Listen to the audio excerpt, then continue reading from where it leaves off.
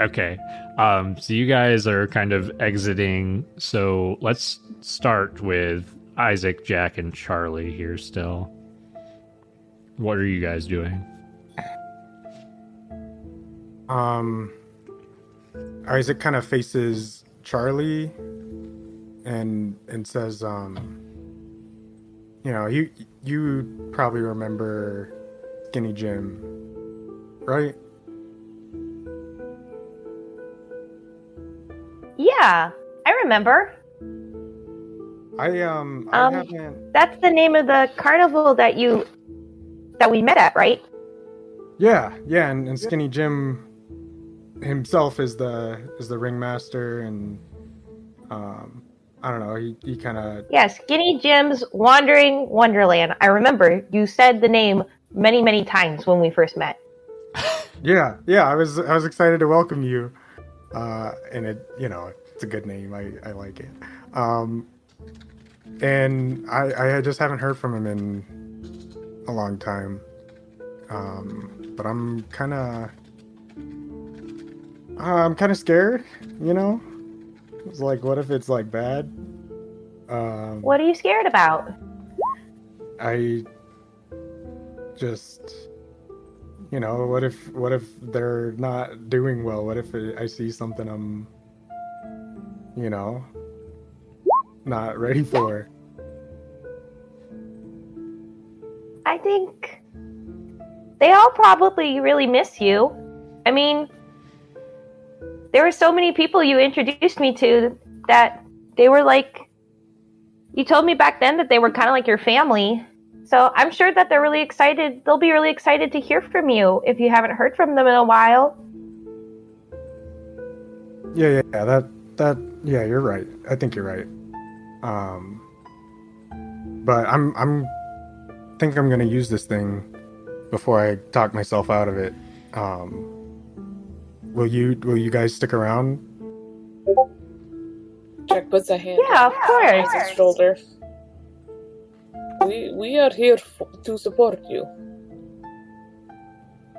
Isaac is like, he's got like a tear forming, and he's like, it's like, all right, thanks guys. Yeah, and then I guess he'll set up the little cauldron in the middle of the room. He'll kind of mimic what he saw Bevlorna teaching to Adarez with like the powder and how to put it in and how to use it or how much and stuff. And I found a little poem. So Isaac will take a deep breath and say, Lily Willy, bubble and trouble, show me who I want on the double. And he'll hold Skinny Jim in his mind. Excellent. Oh, snap. Okay. So let me...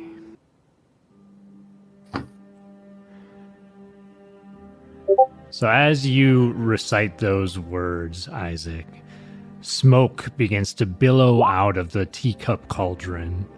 Amidst the dull purple smoke, vibrant colors come to life. Blues, yellows, reds. And these colors swirl around within the smoke, painting a picture. The first thing you see is the top of a dark, shiny orb. As the vision zooms out, the view is all too familiar. You'll never forget that shiny gnome noggin. While it was sporting a ring of graying hair last you saw, it seems the hair has shifted from his head to his face, with a full white beard and nothing on top. The lines of aging ever present on his face, while like a well-weathered map of life and adventure. Now, gnomes live a longer lifespan, so you wouldn't expect him to have normally aged so much in the time since you last saw him. Perhaps it's stress, or perhaps your time with the Witchlight and the Feywild has altered the passing of time for others. It's kind of hard to say. But it's clearly him. Skinny Jim. Pubba. The vision zooms out a bit further, giving you a partial view of the space. And the rest of you, you can see this as well. Charlie, Jack, as this is kind of painted before you. And it seems Jim is in a private quarters, or as private as one can get in a traveling circus. The space is cramped, boxes stacked up on Skinny Jim's right side, hardly allowing him space to move his elbow as he puts quill to parchment at a tiny desk. An unseen voice calls out in the vision. "Hey, Slim!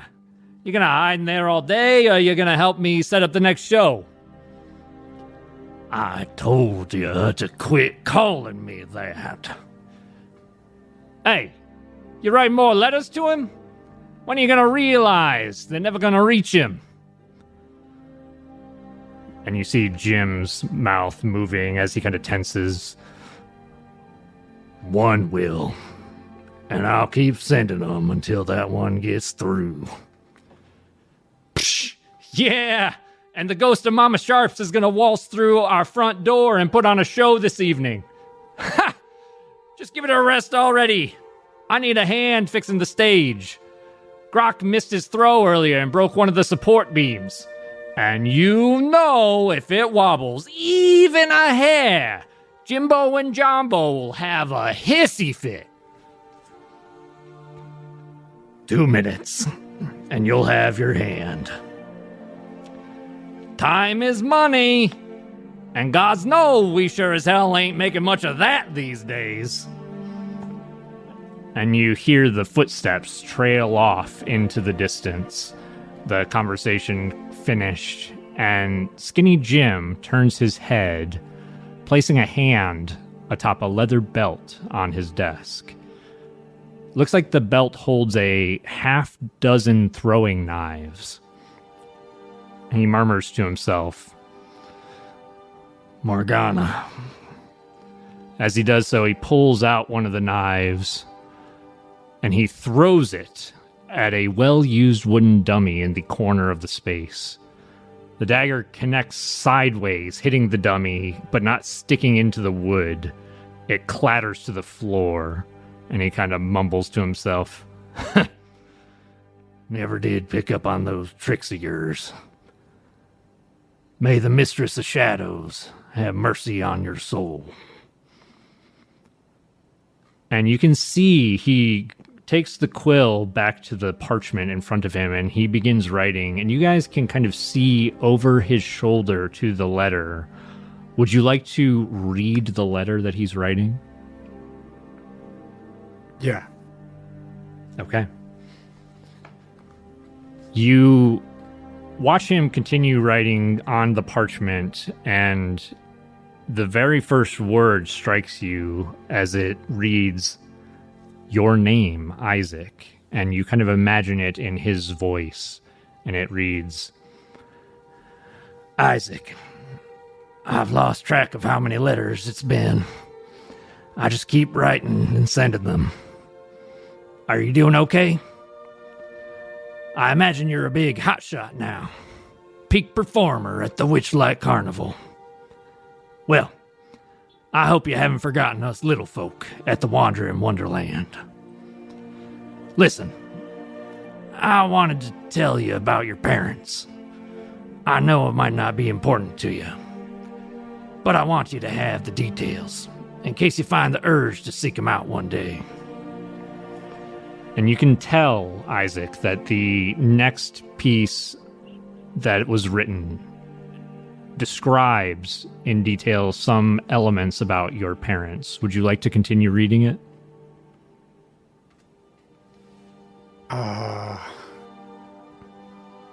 Yeah. Okay. Their names are Ethan and Danya Lancaster. Half-elven father, human mother. They gave you up to the circus because they got into some financial trouble in Waterdeep. Some of the lords were looking for them to square up, and they didn't want their baby to get mixed up in these troubles. I pulled some strings and heard they were last seen hiding out in the armpit of the world, in Icewind Dale, somewhere in 10 Towns. And you can see the last bit as he's writing reads, I hope you're happy at the Witchlight. Mom Sharps, she called in some serious favors to get you in. She cared about you. Probably more than you'll ever know. And you can see there's a couple words kind of scribbled out as he tries to decide what else to write into the letter. And it continues, we miss you, son. I know it's selfish, but... And that's where the writing stops as he pauses and kind of leans back in his chair. The rest of you, Jack and Charlie, you guys can see this as well. You're welcome to read as much of the note as you would like. Isaac, would you like to describe either what you're doing or any sort of visual response that maybe Jack and Charlie might see from you in this? Yeah. Isaac is like starting it started to well up when he saw him, but like just the first few lines of that letter is just like releasing the waterworks. Like he is just fully sobbing, but like kind of quietly. Yeah, he's just kind of like overwhelmed. His body is like pretty still, but it's just like lots of tears just flowing down his face. Yeah, Charlie, Jack, you both see this response from Isaac as his shoulders kind of bob just a little bit, and you guys can still see in this kind of plume of smoke that rises up to the ceiling this image of Skinny Jim before you, and he kind of leans back with the quill up to his chin as he's kind of contemplating what to write next.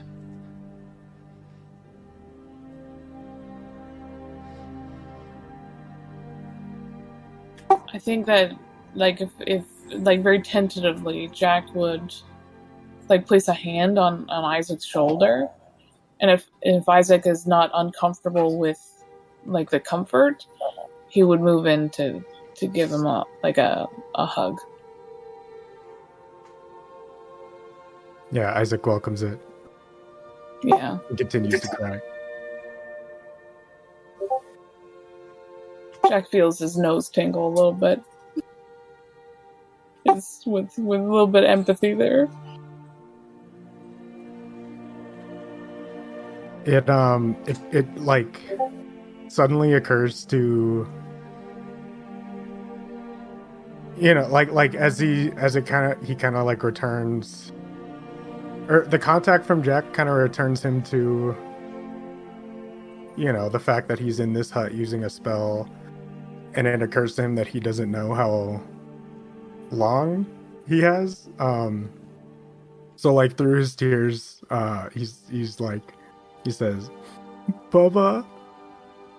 He's like, just like, can't stop crying, but he just gets it out anyway. Okay.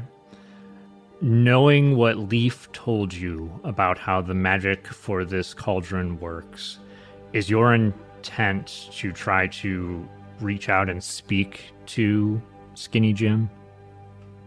Yeah. Okay. As you say that, your words almost a croak coming out of your voice, your throat tight.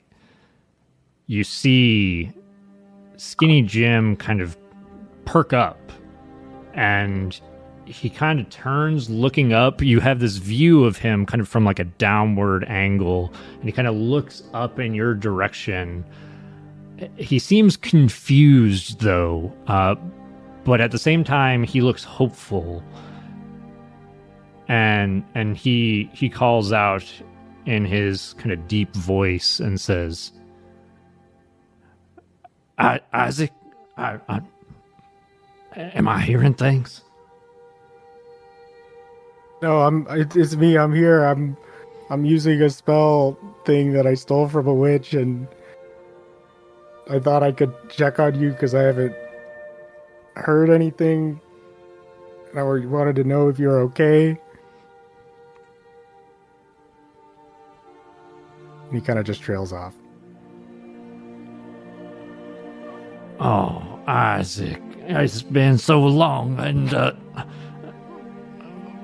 by the gods, I don't even know what's. I've been waiting so long to talk to you. I've got so much to say, and I'm just kind of fumbling over my words. Where are you? How are you? What's happening? What have you been up to? Oh man, it's a long story, Papa, but I'm in the Feywild, and I made some friends, and they're really good. And you remember Charlie? Charlie's here, like my friend from when I was little. And yeah, I don't know. We like something is kind of missing for me, and I'm gonna get it back. But I was worried about you guys after, that a lot was going on when I left, and I wasn't sure if you were safe. And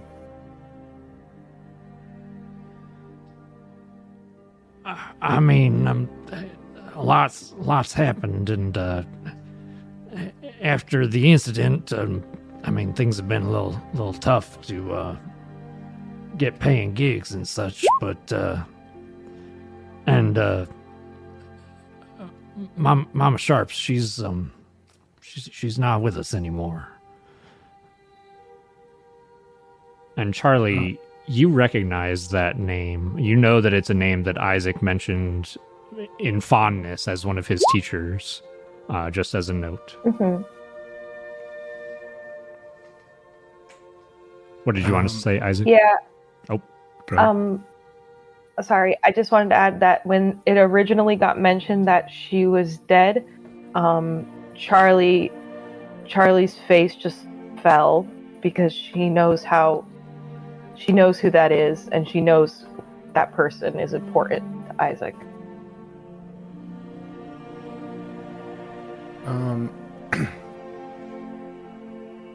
Isaac, Isaac like doesn't recognize that name and doesn't remember them. And so I think he kind of thinks that was like someone who, like, his first thought is that this was just some like I think there were a handful of people that kind of like came and went from the carnival, and that it's just one of those that he wasn't well acquainted with. And he's like,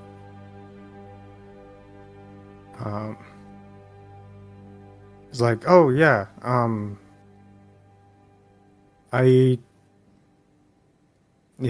mean, doesn't ring a bell, but I hope they're doing. I hope they left and are doing something good for them.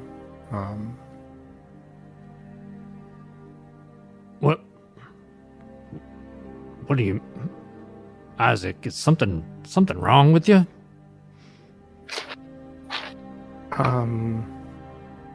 Yeah. I mean, there's just like when I think back, there's just like a lot of holes and a bunch of stuff missing. And a unicorn told me I had some memories that are gone. But yeah, I don't know who that is, Bubba. Isaac, I don't know how you lost your memories, but that listen, Mama Sharps, she was your your teacher. She was... I don't even know how... I can't even put into words, Isaac, how much you meant to her, and I'm sure how much she meant to you. She taught you everything you know about throwing knives, and she was the one who, when I didn't have the time, she was the one who took care of you. Something kind of clicks for Isaac. He says, that explains a lot. I would used to get asked like how I learned stuff with knives, and couldn't really answer, couldn't really say, but like he's just kind of explaining that, and he's like feeling a little guilty, like he's sensing that he should feel bad about this, but there's no feeling there because the memory is gone. Yeah. And Skinny Jim continues and says, Isaac, I don't know how you lost your memories or where you're at or what's going on, but if there's anything I can do for you, let me know. I want to put you back in one piece. I feel like you're... I know that you would, feel a little bit different if you could remember Mama Sharps.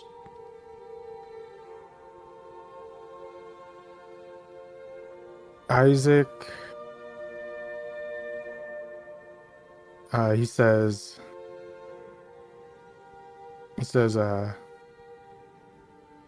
thanks, Skinny Jim, but I talking to you is a lot of help. I was just, it's like a weight off my shoulders to know that, you're safe and the carnival's safe. And he kind of lets it slip. He says, and that everyone's safe. And then he kind of catches himself because he kind of remembers that, he's supposed to feel bad about the person he was just told about. So he kind of stops himself. But yeah, he says, I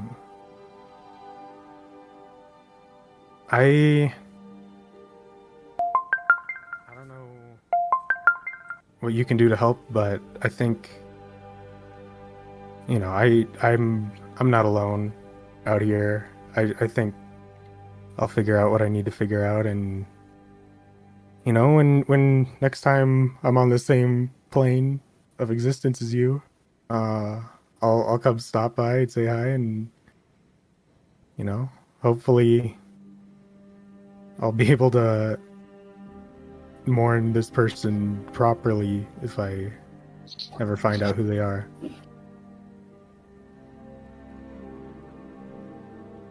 Well, I don't know how this magic here stuff works that you got, but I'm real glad to hear from you, boy. And keep in touch. Let me know once you find what it is you're looking for. And like I said, if I can do anything for you, you just let me know and I'll come running. And also, tell little Charlie to keep her nose clean. Oh, she's here. She, I'm sure she'll keep that in mind. And Isaac says, well, I don't know when I'll be back, when I'll be done.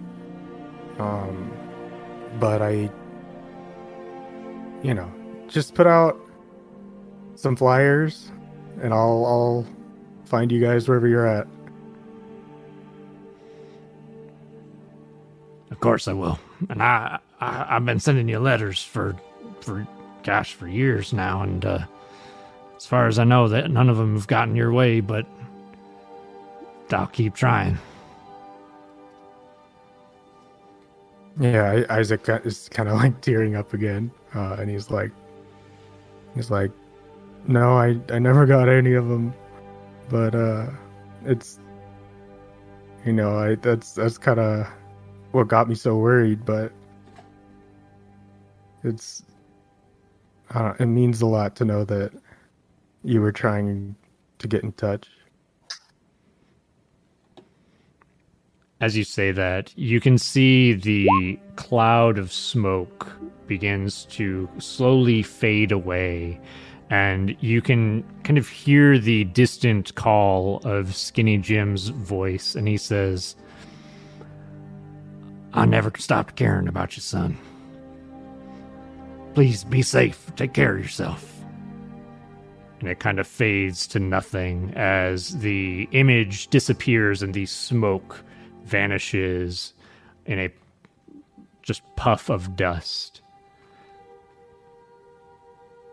Isaac is like as it was vanishing and as he was saying those like parting words, the crying kind of picked up and kind of made it hard for Isaac to speak. And like now with the smoke mostly cleared, he's like able to get out just like a really teary, like, I love you, Bubba. I'm gonna be okay, Bubba. Yeah. Yeah, Charlie, Jack, you guys could hear the whole exchange, see Skinny Jim, and you guys see Isaac as he kind of begins to cry a little bit harder as the smoke fades. Jack will pull him in for a full-on hug now. Isaac will return it. Just cry into his shoulder.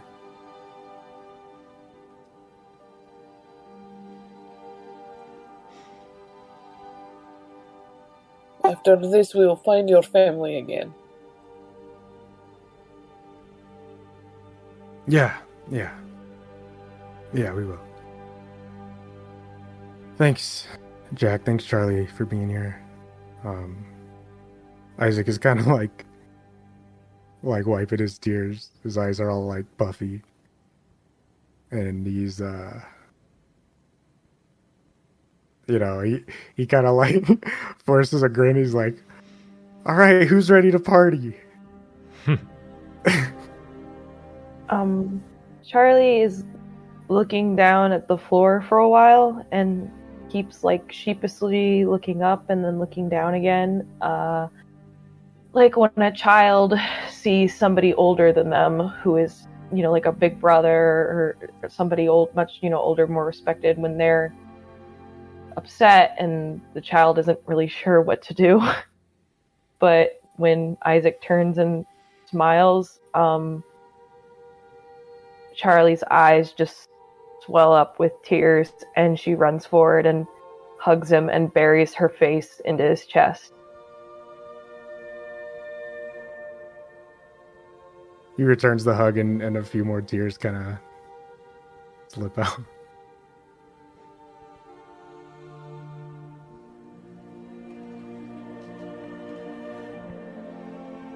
All right.